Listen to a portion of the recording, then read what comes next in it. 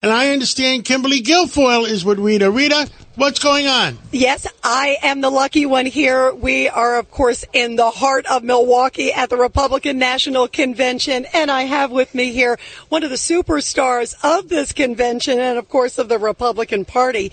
And especially last night gave an amazing speech. You were incredible. Kimberly Guilfoyle, great to have you here, my friend. Thank you so much, Rita. And great to be with you guys. Yes, it was an amazing evening.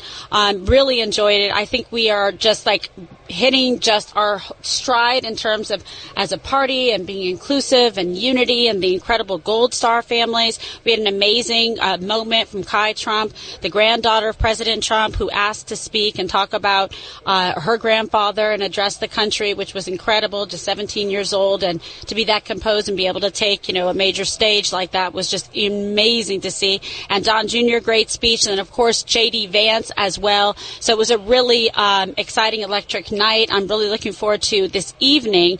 The president, as has been reported, rewrote his speech after the assassination attempt. He's been working on it today. Really looking forward to those remarks. Eric Trump will be speaking tonight. Dana White will be introducing the president. We've got Kid Rock playing. I mean, it's going to be pretty amazing for the final night. You know what I think is fitting? And you and I have been friends for a long time, Kimberly. Yes. I'm thinking of what a lineup here, too, because boy, is this president a fighter. And I think about, we've covered, yes. How much, we've known the president. You've known him obviously so 20 well. years now. My yes. goodness. To think about what he went through.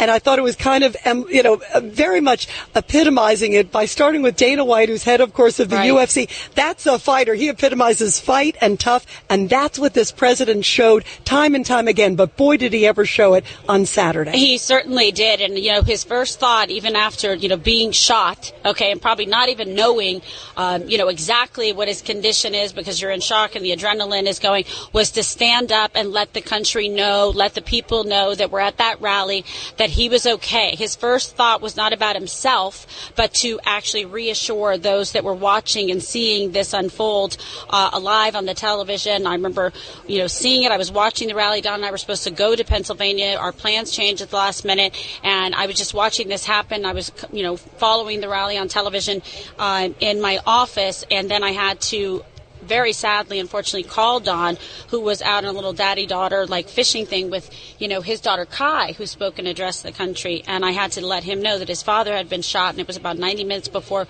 we knew exactly how serious, what was happening, etc. But we all talked to him on the phone, and it was just, he was so nice and reassuring us again that he was okay and just so complimentary about the, first responders there, the medical attention, the treatment, the hospital that he went to. And I mean, Don said it last night in his speech, which I thought was so compelling. He said, Trump tough, and that's what we saw.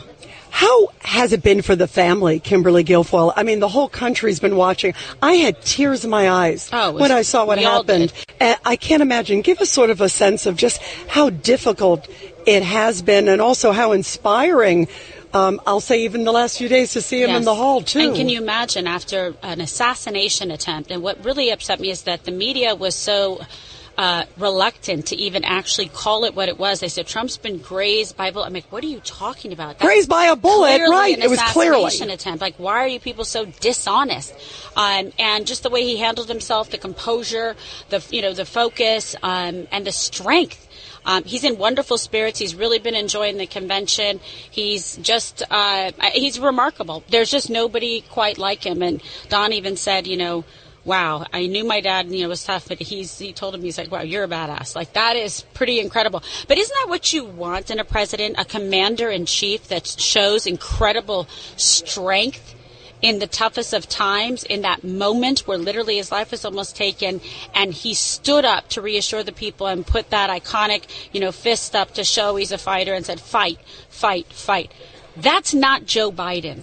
That's how you know you really need somebody else in the White House, and that person is President Trump. That's the commander-in-chief that this country deserves. That is the man in the arena, literally, figuratively, at this moment. And tonight, the rest of the country is going to see it. And we have really been saying, hey, we have a place for you in this movement. It's not about partisan politics. It's about doing the right thing for the country. It's about the right person being in the Oval Office, the right people being in Congress and the United States Senate to really carry forward this America First movement and reawaken the American dream for this country. Well, Kimberly Guilfoyle, you gave a rousing speech. Don Jr. gave a rousing speech, and we cannot wait for tonight. It's so great to see you here, and we've been praying for you and your family. Thank you. God bless. And I want to say thank you to all the listeners and viewers for all of your heartfelt condolences, love, prayers, and please know in this moment,